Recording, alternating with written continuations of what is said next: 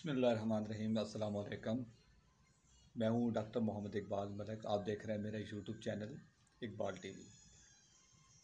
خواتین حضرات، اللہ تعالیٰ قرآن میں بار بار ہمیں یہ ہدایت کرتا ہے اور حکم دیتا ہے کہ میرے زمین پر چلو پھرو تاکہ تمہیں میری نشانیاں پتہ چلیں۔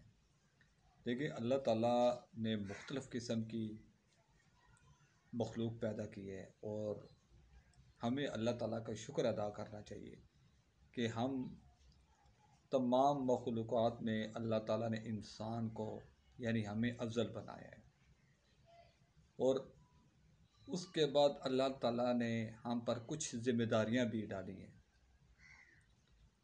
وہ ذمہ داریاں انسان کے علاوہ اللہ تعالیٰ نے اور کسی مخلوق پر نہیں ڈالی۔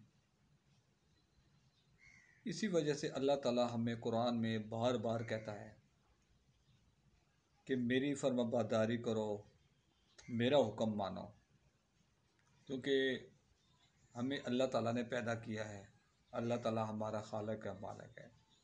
لہذا ہم پر فرض ہے کہ ہم اللہ تعالیٰ کی بات کو مانیں، اللہ کی بات کو سنیں اور اللہ تعالیٰ کی بات کو سمجھیں۔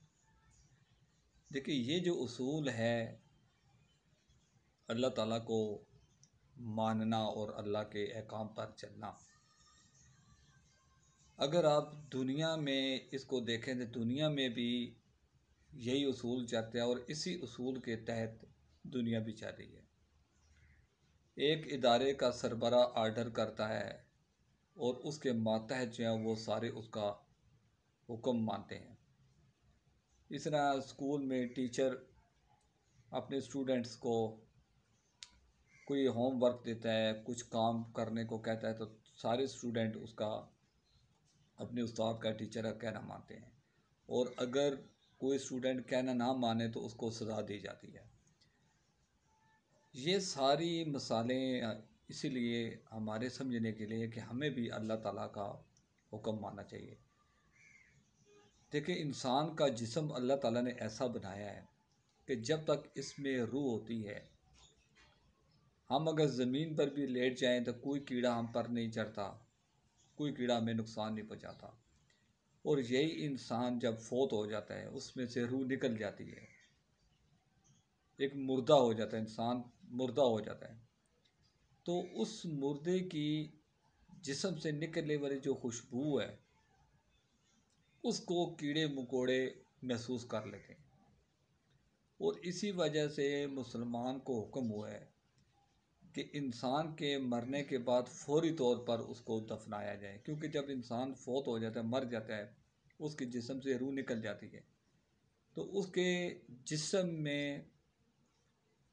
جسم سے مخصوص قسم کی گیسیں نکلنا شروع ہو جاتی ہیں، اور وہ گیسیں زندہ انسان کے لیے انتہائی خطرناک ہوتی ہیں۔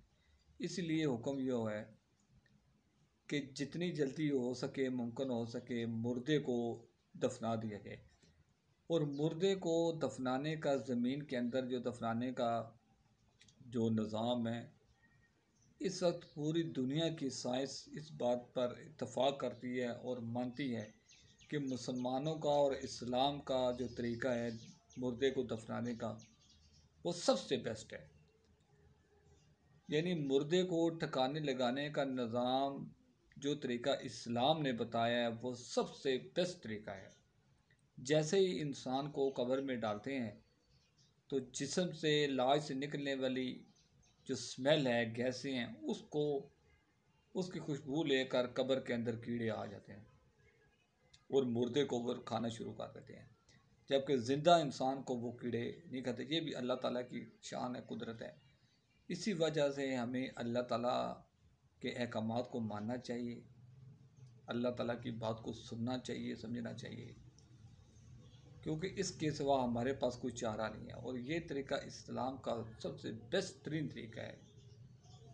باقی مذاہب میں جو طریقے ہیں، لیکن سائنس اس کو بیسٹ سمجھتی ہے۔ جو طریقہ اسلام نے ہمیں بتایا وہ سب سے بیسٹ ہے، کس طرح ہم مردے کو دفنائیں اور اسے ٹھکانے لگائیں۔